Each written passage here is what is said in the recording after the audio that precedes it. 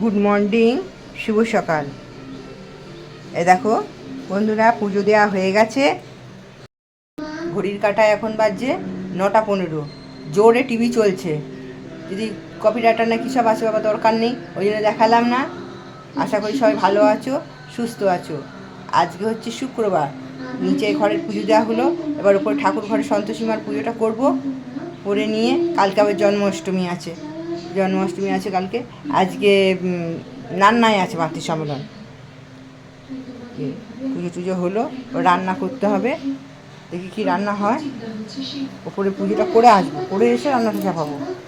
কালকে গোপালের জামা টামা সব কিনে আনা হয়ে গেছে। ঠিক আছে, সঙ্গে থাকো। এসেছি আজকে সারাদিন পর, এতক্ষণে আসতে পারলাম। সারাদিন খুবই কাজের আগে ব্যস্ত ছিলাম। কালকে জন্মাষ্টমীর পুজোর মোটামুটি ব্যবস্থা চলছে। পুজো বলতে গুছানো টাছানো, ঠাকুরের জামা কাপড় সব কিছু গুছিয়ে রাখতে হবে। তো কালকে খালি সাজানোর ব্যাপারটা আছে, সাজাবো, তা ভোগটোগুলো তৈরি করবো, এগুলো ব্যাপার আছে কালকে। আজকে হাতের কাছে সব গুছিয়ে রাখলাম, কালকে সকাল থেকে সাজানো হবে ঠাকুরকে। আচ্ছা, দিয়ে আজ পুজোটাও আজকে বেশি ছিল। নিত্য পুজোটা ছিল, আবার শুক্রবারে পুজো ছিল, সন্তোষী মার পুজো ছিল।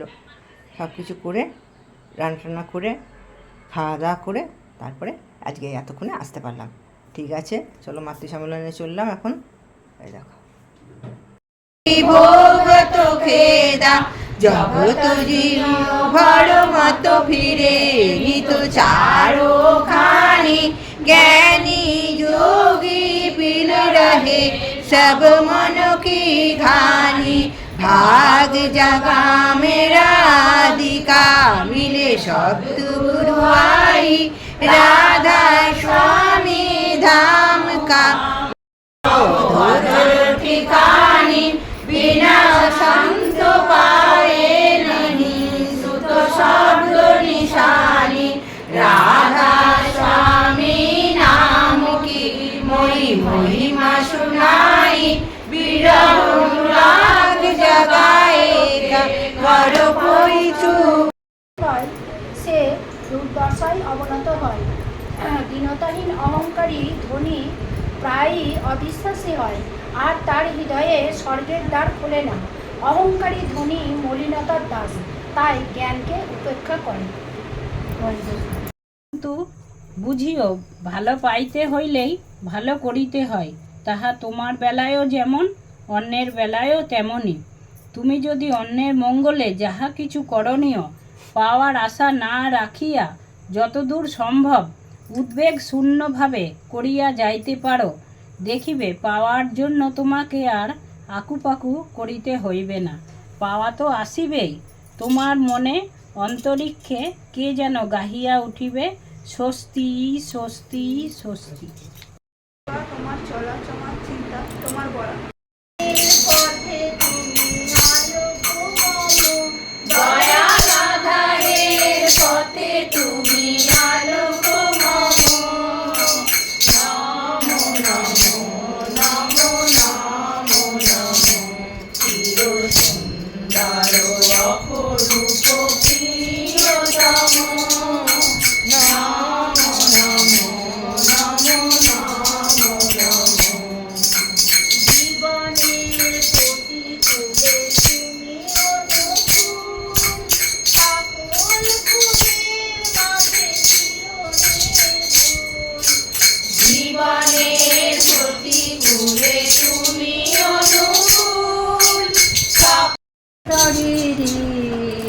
মা এসেছেন মোদের ঘরে, মা এসেছেন রে।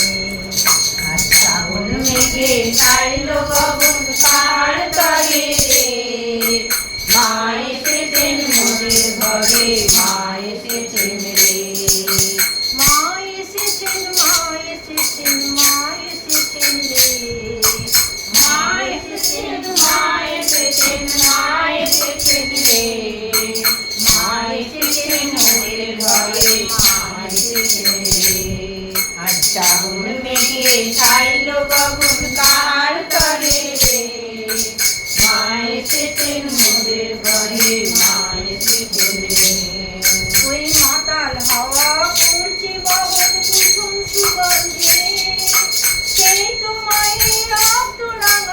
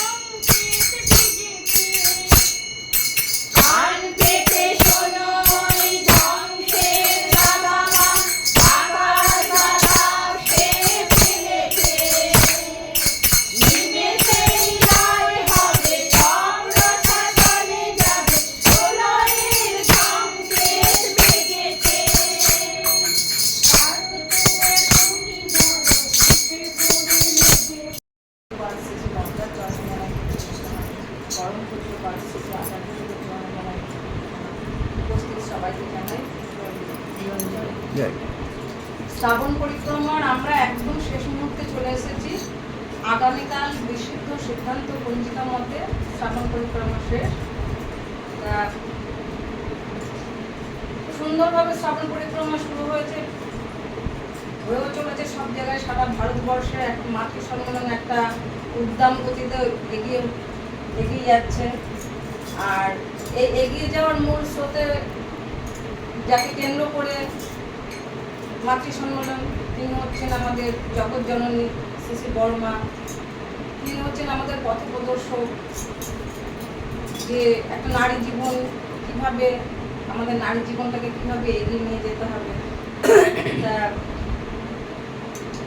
ব্যর্থতা, সার্থকতা সেসব কিছু নয়, সেটাই ভালো লাগবে বা ঠাকুর ধরার সার্থকতা তখনই হবে যখন যে আমাদের চিন্তা ভাবনার মধ্যে সকাল থেকে সন্ধ্যা অবধি চিন্তা ভাবনার মধ্যে যে যদি শুধু ঠাকুর ঠাকুর ঠাকুর ঠাকুর মানসিকতা হয়, অটোমেটিকলি তখন কাজের জন্য চিন্তা করতে হয় না, তখন অটোমেটিকলি এরপরে এটা করতে হবে, ওর পরে ওটা করতে হবে, অটোমেটিকলি সেটা হয়ে যায়।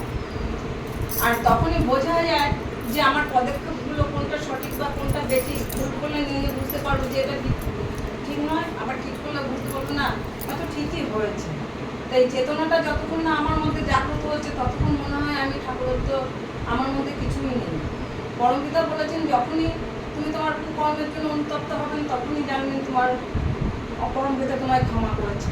তো যখনই জানতে পারবো যে আমার এই জায়গাটা ভুল, বা তখনই জানবো যে সত্যি সত্যি পরমপিতা আমার মধ্যে জাগ্রত আছে, তবে আমাদের ঠাকুর ঘরের সার্থকতা।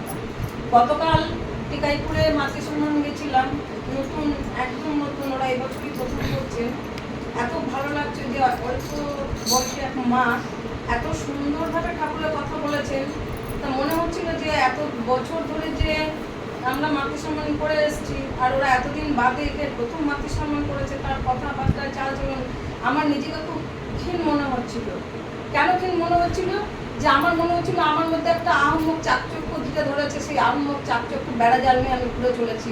আর ওইটুখানি সামান্য একটু জায়গার মধ্যে মানে দেখে মনে অতি সামান্য নগণ্য, কিন্তু তিনি যখন এত সুন্দরভাবে আমাদের সামনে পরমপিতার কথা বলে চলেছেন, বড় মার কথা বলে চলেছেন, তখন মনে হয় সত্যি সত্যি কোনো চাকচক্যর মধ্যে তিনি থাকেন না, তিনি থাকেন অন্তরে, সুন্দরভাবে তিনি থাকেন, তার মধ্যে কোনো চাকচক্য আহম্মক। এটা তো আহম্মক, আমি যে চাকচক্য করছি একদম সাদা মাটা, অথচ কত সুন্দর তিনি তুলে ধরেছেন বড় মার জীবনে কীভাবে একটা মেয়েকে এগিয়ে নিয়ে যেতে হয়। তাহলে তার মধ্যে কতটা ঠাকুর প্রভাবিত, যেটা যে এত বছর ধরে ধরে তার কাছ থেকে গতকাল তার কাছ থেকে সেটা মনে হলো যে সত্যি তাই, ঠাকুর ধরার সার্থকতা তখনই হবে যখন যে ওইভাবে যে আমি সারা বলে না যে গুহা সারা জীবন ধরে অন্ধকারে পড়ে রইল, কিন্তু যদি কেউ একটুখানি একটা দেশলাইকাঠি তুলে দাও দাও করে চলে উঠবে, সেই রকমই ব্যাপার। এত ভালো লাগলো। তাই আর সব থেকে আরো বেশি ভালো লাগছে যে মাতৃ সম্মেলন, যেখানে যেমন আইরে, তারপর হচ্ছে আসুরে, ঘটকপাড়া, এই আমরা মানে এর আগে অনেক বছর গেছি, কোথাও সেখানে মাতৃসম্মান প্রচলিত হয়নি, কিন্তু এবছর সারা জায়গায় যে একটা রমরমা, সবাই কি মানে 30 দিন না হোক, অন্তত 15 দিন 10 দিন, যে সবাই একটা মাতৃসম্মান করতে হবে, করবো, যে একটা ঠাকুরত্বের সামনে একটা রমরমা ব্যাপার, যে সবার মধ্যে চেতনা জাগ্রত। ঠাকুর তো এটাই চেয়েছেন যে আমাদের কিছু সারাদিন সংসারের মধ্যে থেকে 1 ঘন্টায় ঠাকুর ঠাকুর মানসিকতা, এখানে আমরা সবাই একসঙ্গে আছি, চিন্তা কিন্তু আমরা ঠাকুরকে কেন্দ্র করে শুধু ঠাকুর, আর কিন্তু আমাদের সাংসারিক কোনো চিন্তা ভাবনা নেই যে এই করতে হবে ওই করতে হবে। বেশ ভালো আছে যে 1 ঘন্টা ঠাকুর নিয়ে ভালো আছে। ঠাকুর এটাই চেয়েছেন যে আমরা প্রত্যেকেই ভালো থাকবো, তাকে চিন্তা করে। ভাবছো বসে চলবে কিছু, ভাববার তুমি কে, ভাবছেন যিনি, তুমি ভালো থাকবে। এসেছি খালি হাতে যাবো, খালি হাতে যখন এসেছি কাউকে নিয়েও আসিনি, যখন চলে যাবো কাউকে নিয়েও যাবো না। মাঝে এই 2 দিনের সংসারের মধ্যে থেকে আমরা যেটুকুনি পারি সেটুকুনি, মানে সেইটুকুনি যেটুকুনি পারে কি সংসারে দায়িত্ব কর্তব্য তো করতেই হবে, তবে যেন আবদ্ধ না থেকে আমরা এগিয়ে সবাইকে ইষ্ট পথে এগিয়ে নিয়ে যেতে পারি এবং সবার মঙ্গল কামনায়। আর যেটা এখন জোর করেছেন যে ডিপি ওয়ার্ক ছাড়া আমাদের বাঁচার কোনো পথ নেই। তোমার যা কিছু হবে সব সমস্যার মূল হচ্ছে সেই ডিপি ওয়ার্ক।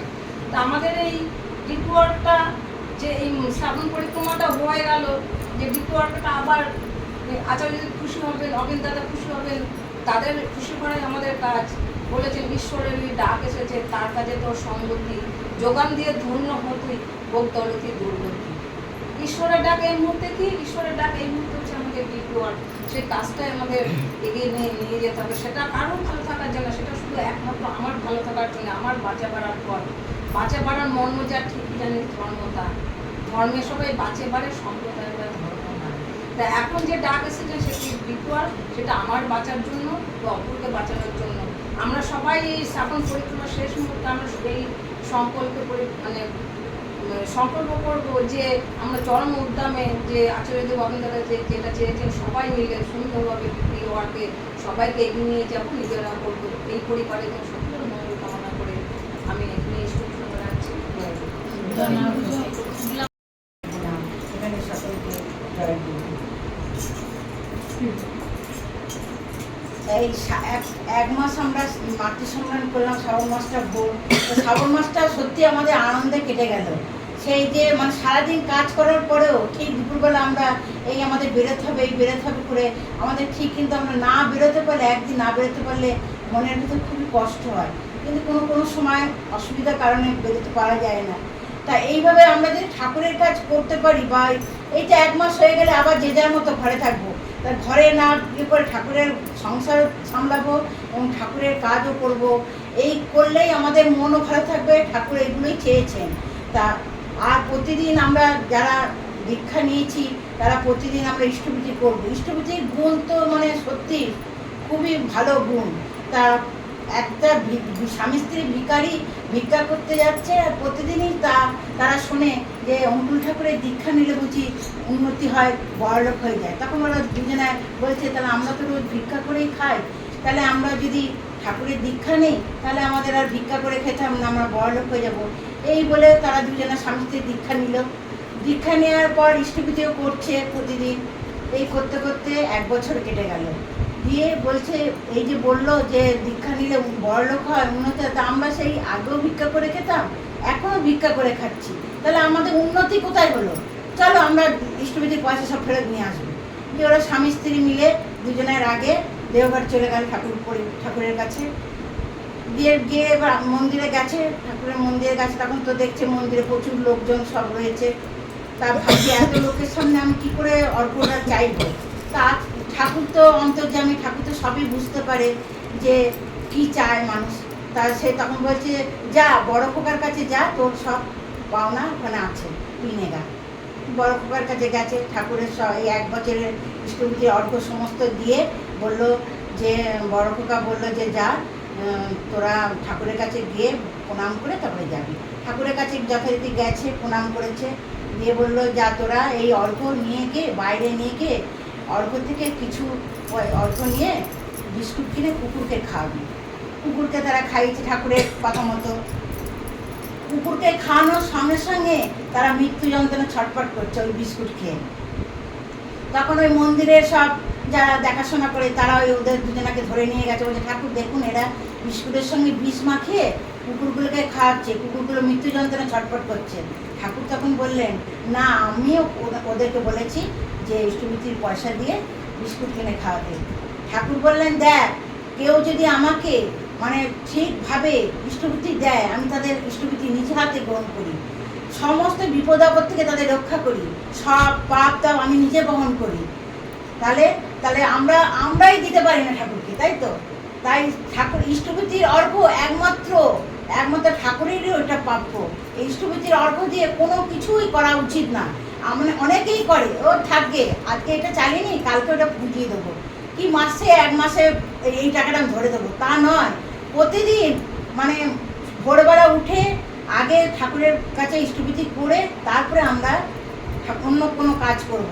তাহলে সারাদিন আমাদের মানে খুবই ভালো যাবে। বিপদ হবে, বিপদটা কিন্তু সেটা আমাদের রক্ষা হবেই। এটাই ইষ্টভূতির মানে মহা কবচ যাকে বলে। তাই আমরা ঠাকুরের কাছে যখন এসেছি, বীজ নাম যখন নিয়েছি, সেটা আমরা করব। এবং যারা দীক্ষা নেয়নি তারাও যেন এটা নেয়, নিলে সত্যি ভালো থাকা যায়। গরিব বড়লোক কিছু এসে যায় না এতে, কিন্তু ঠাকুরের কাছে ঠাকুরের মন্ত্র নিয়ে সবাই আমরা একই, কেউ ছোট বড় না, সবাই একই। ঠাকুরের কাছে একটাই আমরা মানে পরমপিতার সন্তান। এইভাবে আমরা ঠাকুরের কাজ করব এবং ডিপির কাজ করব, এইভাবে আমরা এগিয়ে যাব। জয় গুরু। আরে প্রণাম জানাই, প্রেমী তোমারে প্রণাম জানাই, এসেছো তুমি প্রভু সীতা করিতে, এসেছো তুমি প্রভু সীতা করিতে, নাই নাই আর ভয় নাই, ওগো নাই নাই আর ভয় নাই, প্রেমী তোমারে প্রণাম জানাই, প্রেমী তোমারে প্রণাম জানাই, কাতর জীবনে দুঃখ বেদনে ধরা জীবনে কাতর জীবনে দুঃখ বেদনে ভরা ছিল হিয়াতে ব্যথার রোদনে,